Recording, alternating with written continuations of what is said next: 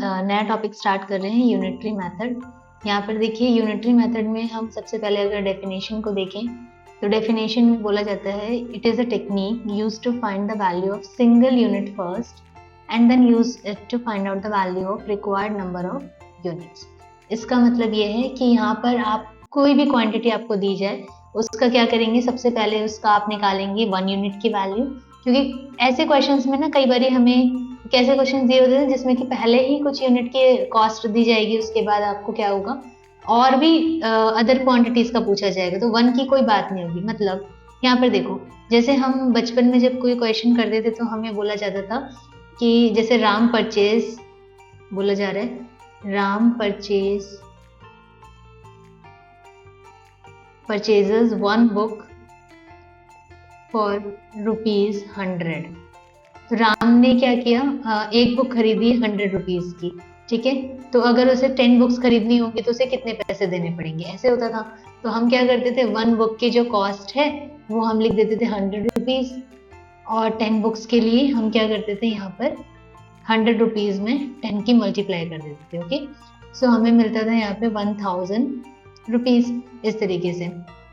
पर यहाँ पर क्या होता है, यहाँ पर हमें ऑलरेडी कुछ क्वांटिटीज दी जाती हैं, उसकी कॉस्ट दी जाती है, और कुछ क्वांटिटीज दी जाती है, उसकी कॉस्ट पूछी जाती है, ठीक है, इस तरीके से। तो हम क्या करते हैं, उसको पहले 1 यूनिट में कन्वर्ट करते हैं, उसके बाद जाके इसको निकालते हैं। जैसे यहाँ पे क्वेश्चन है कि 5 पेन्स हैं, 5 पेन्स की कॉस्ट हमें दी हुई है 50 रुपए, और आपसे पूछा हुआ 8 पेन्स की कॉस्ट कितनी होगी। तो यहाँ देखो 1 के बारे में तो कुछ कहा ही नहीं गया है, तो हम यहाँ पर क्या करते हैं, पहले 1 के लिए वैल्यू निकालते हैं, उसके बाद मल्टीप्लाई कर देते हैं जितनी क्वांटिटीज पूछे उससे। जैसे 5 पेन्स के लिए 50 रुपीज, और आपसे पूछा जा रहा है 8 के लिए, तो हम क्या करेंगे, पहले 1 पेन का निकालेंगे, तो 50/5 10, 8 पेन्स के लिए। अब देखो वही आ गया ना, एक बुक के लिए इतना था, तो 10 बुक्स के लिए इतना,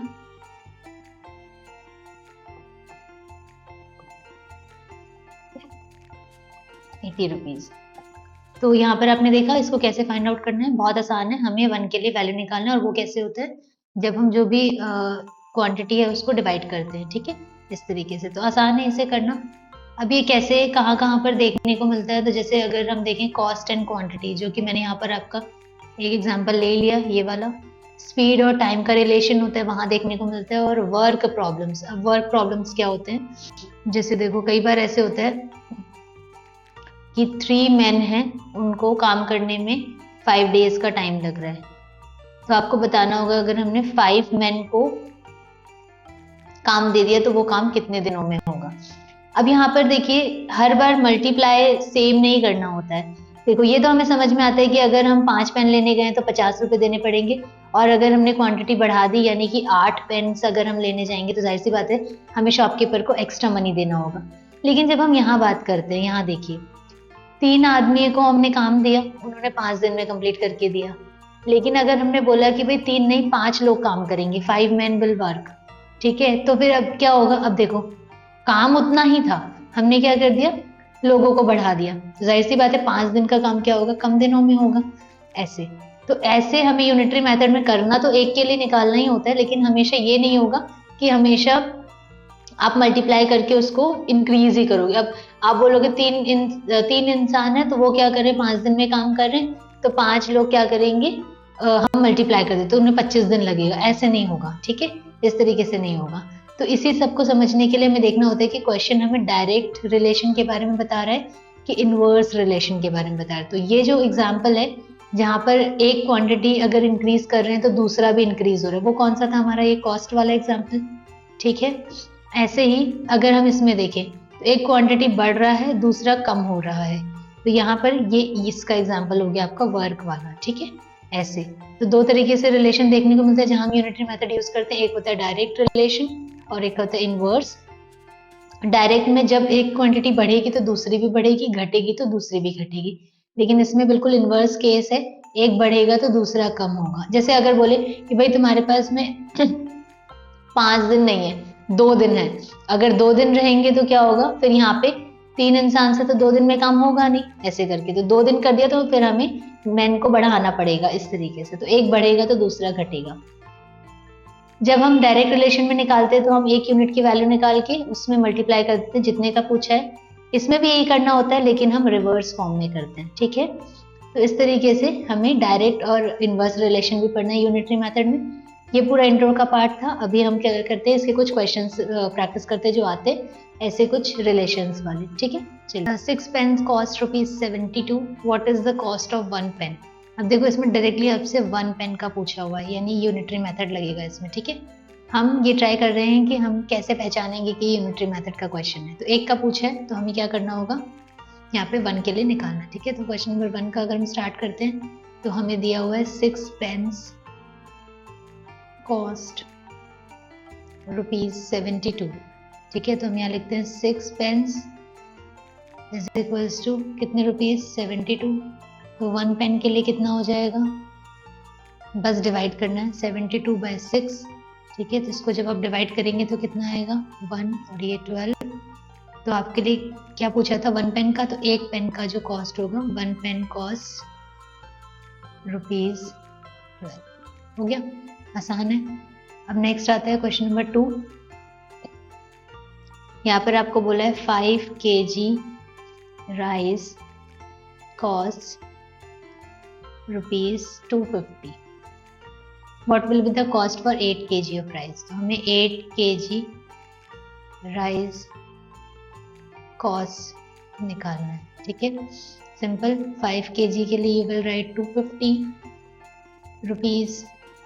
तो 1 kg राइस के लिए कितना होगा ₹250/5, it will be cancelled out, यानी कि एक किलो कितने का है, 50 रुपए का है।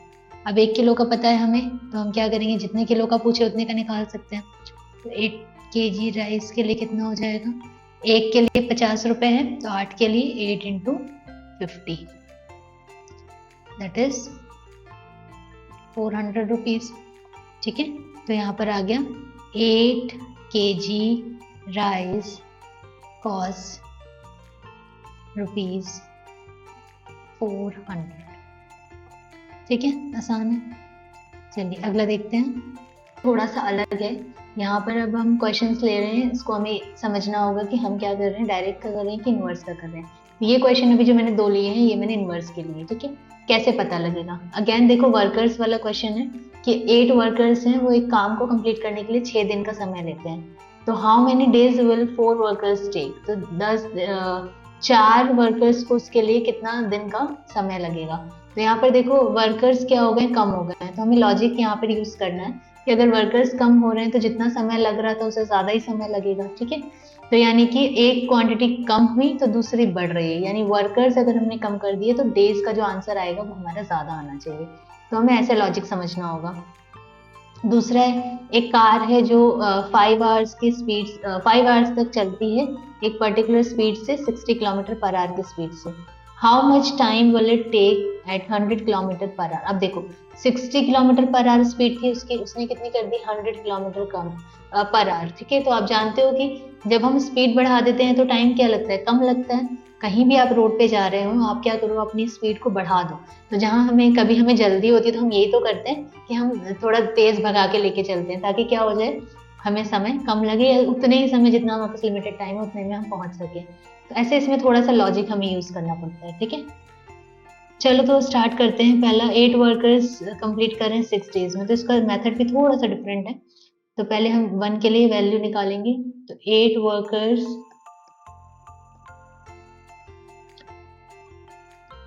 completed a work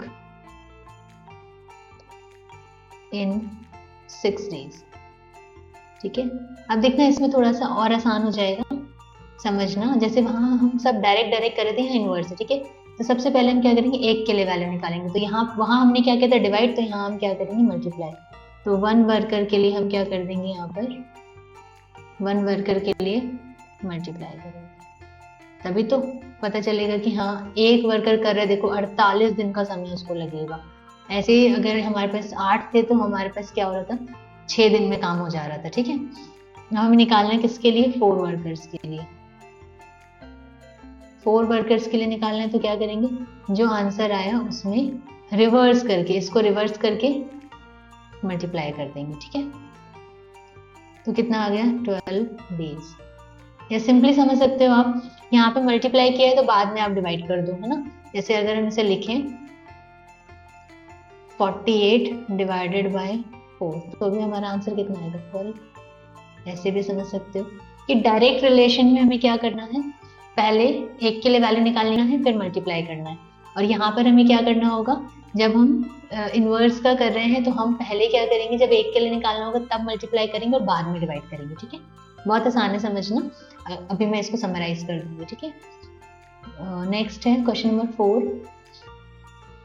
car takes 5 hours. कहीं पे जाना है उसको एट अ स्पीड